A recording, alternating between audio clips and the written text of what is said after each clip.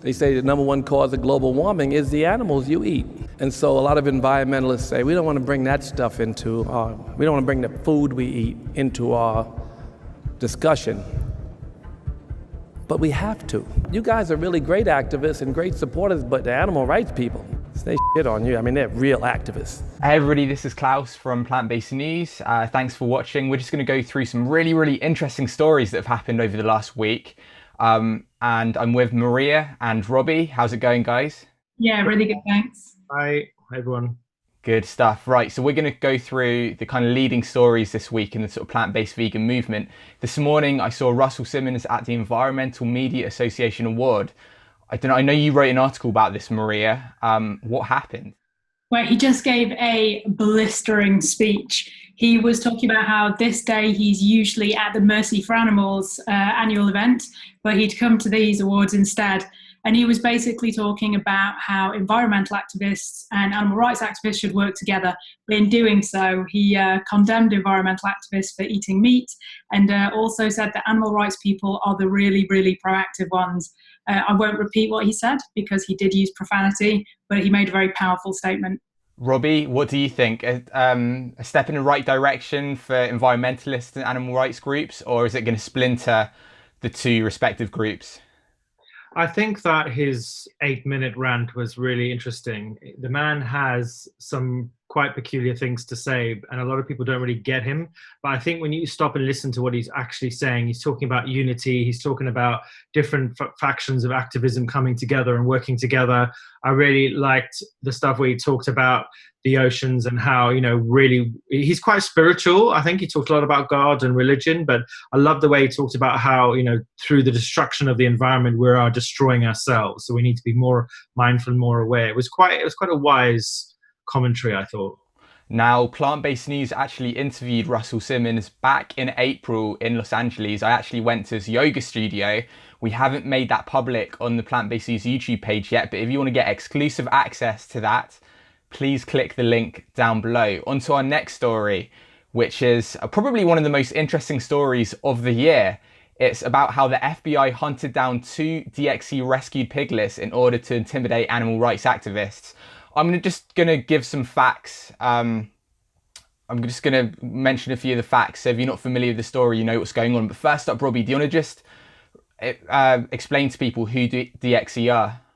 Right, so like Direct Action Everywhere are an amazing American organization. They focus on direct action, as the name implies, and they go in undercover and film on factory farms and organizations where abuse is going on. So quite a cutting edge and brilliant team of people. Yeah, and the story kind of centers around their released investigation.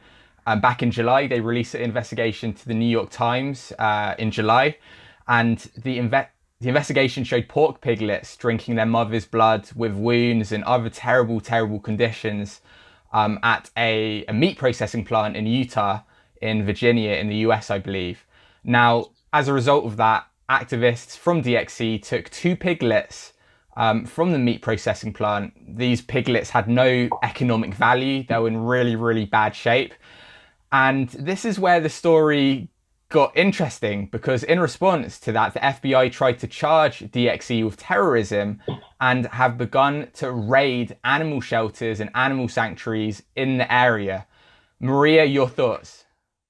Just to clarify a couple of points, the factory farm that they took the piglets from was in Utah. It's owned by a massive, the world's biggest pig processing company, which is called Smithfields, which has quite a bad track record in some ways anyway. Other investigators have found similarly grim conditions. They've had a bad track record when it comes to environmental concerns as well.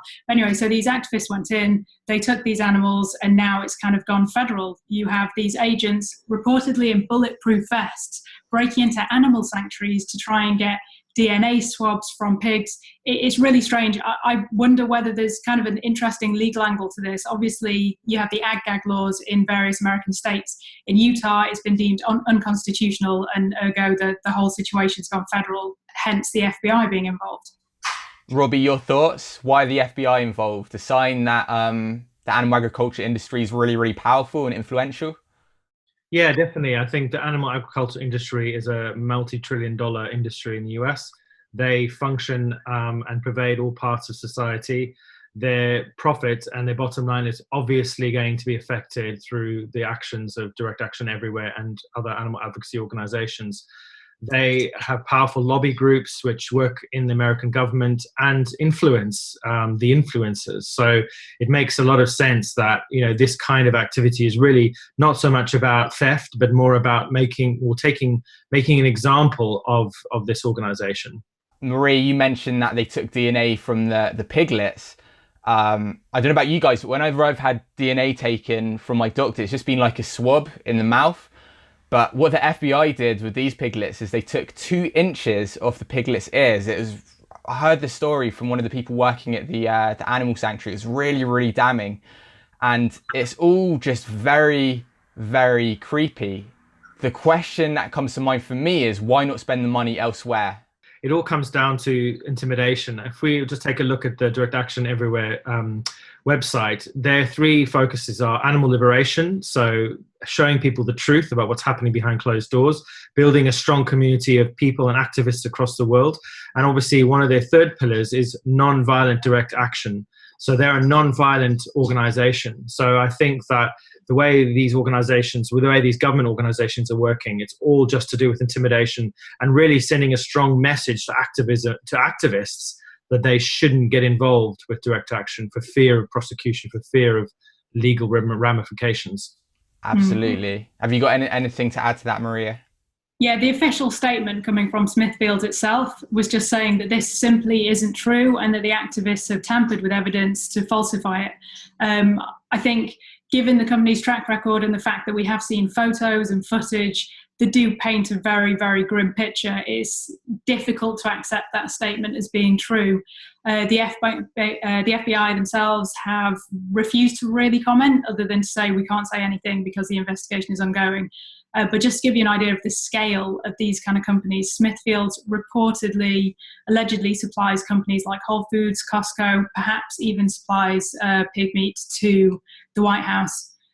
So it's very feasible that any number of people are eating products from these kind of factory farms. Absolutely shocking. But the key thing for me, and a positive thing for me, is that the mainstream media have ran with this story. Glenn Greenwald, who I don't know how you pronounce his name exactly, but he's one of the leading journalists in the world. He writes for the BBC, he's often on all the mainstream channels. He talks about Trump and Edward Snowden, all those issues. He wrote a fantastic article called "The FBI's Hunt for 2 Missing Piglets Reveals the Federal Cover-Up of Barbaric Factory Farms." And I just quickly want to mention one of the lines that stood out to me in that long piece. He said, "Plainly, the crime of these activists that has galvanized the FBI is not the theft of 2 dying piglets, it's the political activism and investigative journalism which exposes the cruelty and abuse at the heart of this powerful industry." So there he's saying the FBI aren't really concerned that 2 piglets have been stolen, even though they've been taken to animal shelters. I wouldn't call that theft, but legally I guess it is. But really what this author is saying is that it's the fact that DXE have exposed the true horrors of animal agriculture, and that's why they're reacting in this kind of way. If you guys don't have anything else to add to this story, Robbie, do you just want to quickly go over the vegan cinema ad?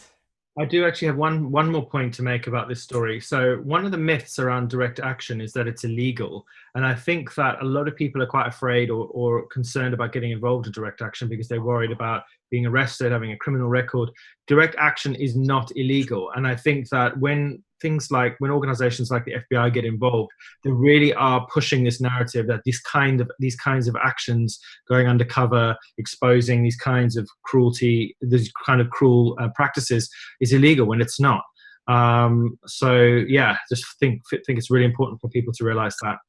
Going on to the cinema ad. So Viva, a UK animal advocacy charity, commissioned us a few weeks back to produce a cinema ad. And this ad sat on the back of a crowdfunding campaign to raise £100,000. The campaign is almost at completion. There's 3 days to go before it reaches its total of £100,000. I think it's at 79,000. And it's been an incredible success. So if you check out the link below, you'll be able to see the ad and support the campaign. Absolutely. Next up, Piers Morgan. Marie wrote an article. You're a big fan of the person Piers Morgan shouted at recently on mainstream television, ITV in the UK. Do you want to just talk about what happened?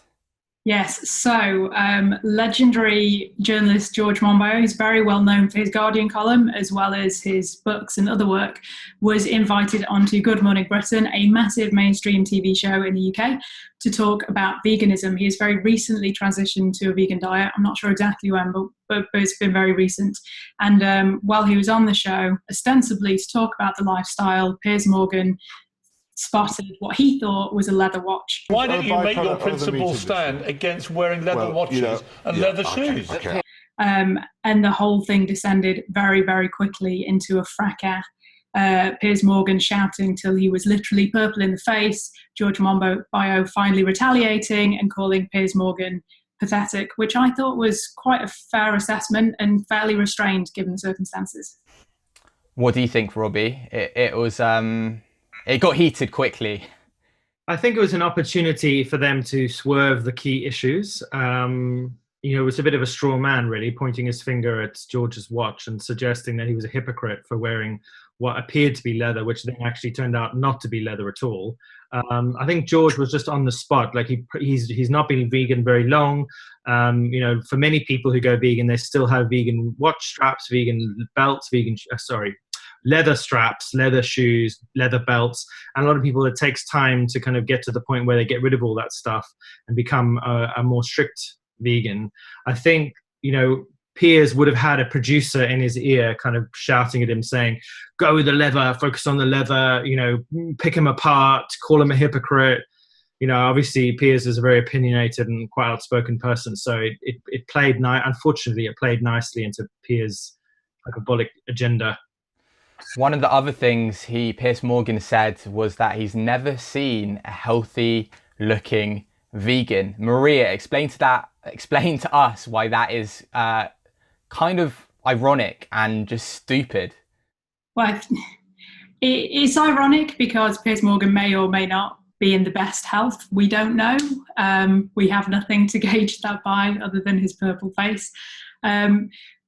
Just 1 week ago, I believe it was, interviewed Pamela Anderson, who he described as being very well preserved, which I thought was pretty disgraceful language, actually. I didn't think it was a very nice word to choose. The implication being she looks great for her age, which she absolutely does. So that Let us know down below if you think that's do you think down below in the comments, let us know if you think that's a put down or a compliment. You're saying, Maria, that's a put down. Yeah. But anyway, I think plenty of very, very healthy vegans have tweeted him pictures of their lovely faces. So hopefully he's learned that he was wrong on that one. On Twitter, loads of pictures, Twitter and on our Facebook page, so many people sending photos of all their gorgeous vegan faces. Yeah. Go ahead, Maria. I have a few thoughts about this interview. Firstly, it was just a real shame that the audience missed out on a real interviewer gleaning the wealth of information that someone like George Monbiot has at their fingertips. Secondly, it's kind of indicative of the complete scrutiny that vegans are under at all time. You have to be perfect and you have to have the right answer. And if you're on TV, live TV in front of millions of people, you still have to have that perfect answer at your fingertips. Had he, maybe not been in such a high-pressured situation, George Monbiot could have just said, actually, I bought this watch ages ago, or actually, it turns out this watch isn't leather. But I think it really shows the spotlight that you're under if you are a vegan who is well-known. Yeah, we'll link it down below, but it's pretty funny. I think if you're watching this and you haven't seen it already, you're going to want to see the heated debate on ITV. So check that out down below. The next thing I just quickly wanted to mention was the McDonald's vegan burger. They're trialing it in Finland. We've done an Instagram post on this. Marie, you've written an article. Sean has done a YouTube video on this. I don't want to talk about it too much, but what's your view on it in less than kind of 30 seconds? Yes, so McDonald's and McVegan, what an incredible thing that has happened. I mean, to be honest, 20 years ago, if you spoke to the CEO of McDonald's, he would have laughed in your face if you had said there was going to be a McVegan burger. It's really divided the community. A lot of people are obviously vehemently against McDonald's as an organization. Naturally, they're involved in killing billions of animals every year and pushing animal products on people. But just having the word vegan in a product, in their kind of marketing material, I think is a massive leap forward. We also need to get into perspective that this is one tiny little town in the middle of Finland. This is not worldwide yet. So, I think we need to think about that. But also, it's a step in the right direction. Would I eat it? Absolutely not. Would I, do I support McDonald's as a company? Absolutely not. But I think it's a step in the right direction. Maria, are you a Mick lover or a Mick hater? I think I'm a Mick ambivalent. I certainly wouldn't eat it myself. However, like Robbie, I think that having the word vegan in the public domain in such a mainstream way it can only be positive for the movement. People think that it's really difficult. People think that it's really niche. If you can walk into a McDonald's and buy a McVegan, obviously that's kind of breaking down those barriers, which is surely just going to open the movement out to as many people as possible. Absolutely. Now for the comment of the week, which is a comment from Paul Curtin, who has a YouTube channel called Hench Herbivore, and he lives in Norwich in the UK. And he left a comment on the #1 trending video on YouTube yesterday, which was the trailer for the new Star Wars film, The Last Jedi trailer. The comment was, "I heard Luke Skywalker goes vegan in this one," and it was the most upvoted comment on that video. So is this a type of activism that other people should be doing, Robbie? I think Paul, who's an amazing vegan YouTuber and sports and fitness professional, he is hilarious. And I think what he's potentially done here is stumbled upon a really awesome way of online YouTube vegan activism. Imagine us like picking the top trending YouTube video once a week or every day if we wanted to, putting some vegan comments in there and getting all the vegans to kind of upvote the comment. I think it'd be brilliant. Absolutely. We've got some big news from Gucci, which we're going to let you know about in a minute. But first up, Robbie, can you just talk about the veggie pret that's just opened in London? So Pret a Manger, which means ready to eat. It's a British-owned sandwich and salad and ready-to-eat food company. They started around 25 years ago. They are pretty much everywhere. They're ubiquitous across our entire country and every major city. Last summer, they decided to do a vegetarian/vegan pop-up in their Soho restaurants. One Soho restaurant, sorry. And they actually thought they were going to make a loss. They didn't have any idea what was going to happen. Launched it. Summer came, summer went, and their profits shot up by 70%. It completely blew away all their expectations. It was going to be a temporary thing, and then they decided to make it permanent. There's another veggie pret that opened up in Shoreditch a few months later, and then the brand new one that opened up yesterday in Exmouth Market in East London, which is incredible. 500 people turned up. Well, actually, 500 free meals were given away. More than 500 people turned up. There was queues around the block. It was insane. I was down there. There was wall-to-wall people. You could barely move. And I spoke to the food team there and the leader of the food team, and he suggested that this has really just come from the demand for meat-free options. So Pret are really leading the way in meat-free food.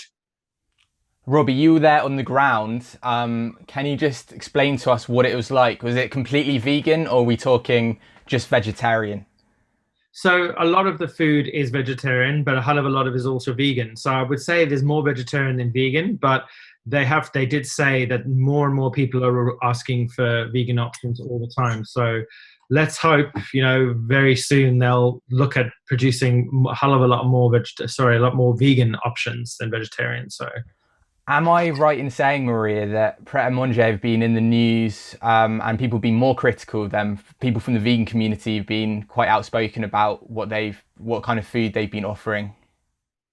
I think the vegan community is very receptive to the type of food that Pret is offering. The one message I would say that's critical that's coming through is people are saying, come on, why can't we have a veggie Pret outside of London? People up and down the country really, really want one. So I think it's time for Pret to roll one out to the other people. Maybe the next one will be Manchester or Birmingham, but it has to. Yeah, absolutely. What I was referring to is I believe some animal rights activists were critical of Pret a Manger for putting humanely raised animal products on their shelves. This is a really nice story that we're currently working on. We'll probably publish next week. We've been talking to the activists behind this. We're just waiting some more information from them. Some independent activists got in touch with Pret a Manger. They said, you have advertised your organic milk as coming from happy cows. Now, as we and everyone else knows, no cows on dairy farm are happy. Pret a Manger said, we'll take a look. They had a look, and very quickly they got back to the activists and said, okay, we've taken that down. We've changed it. We no longer say that our organic milk comes from happy cows. So that is just a really good story about a very calm and polite type of activism, which was really effective, but also a company that is really listening to its customers. Absolutely. And next up, let's talk about Gucci. They've vowed to go fur-free in 2018. This is massive news. That's right. And Gucci is such a leading fashion house that hopefully where they lead, others will follow. If I remember correctly, Armani pledged in 2016 that they were going to go fur-free. So hopefully we will see more and more people follow. I think that the move was motivated by cruelty and sustainability.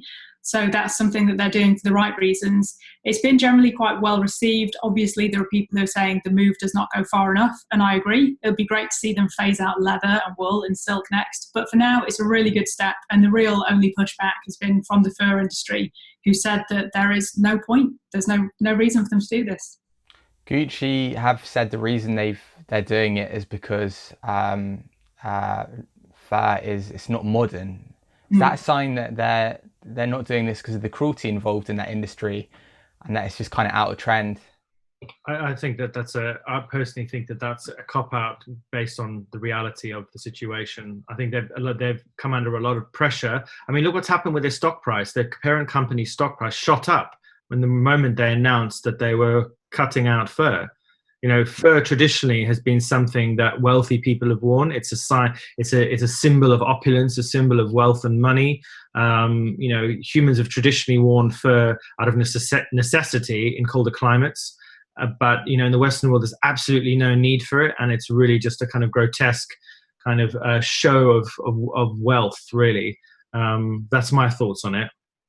I would add to that the anti-fur movement really had its heyday in the 90s, and ever since then, wearing fur has become more and more acceptable in some ways, rather than less acceptable. So I don't think Gucci has done this because fur is not a fashionable fabric, because it is in some circles, especially maybe in some celebrity circles. I think that it was motivated by genuine factors. Absolutely, cool. And last kind of bit of news, it's about Simple Happy Kitchen. They've just had a phenomenal fundraising campaign, haven't they, Robbie? Yeah, so Simple Happy Kitchen, if you haven't heard about them already, two young guys from Berlin in Germany decided that they wanted to come together and produce the ultimate vegan guide to living, or ultimate plant-based guide to living. Everything in it, from food, how to prepare your vegetables, how to grow things, all nutritional information on calcium, protein, iron, you name it, it's all in there, all beautifully illustrated with cute little graphics, illustrations, everything has eyes on it, it's brilliant. They started off on Kickstarter. They decided they wanted 15,000 euros to get their campaign off the ground. They managed to hit that in 3 hours. 25 days later, they're 1,000% funded and raised over 126,000 euros to get their project off the ground, which is unprecedented.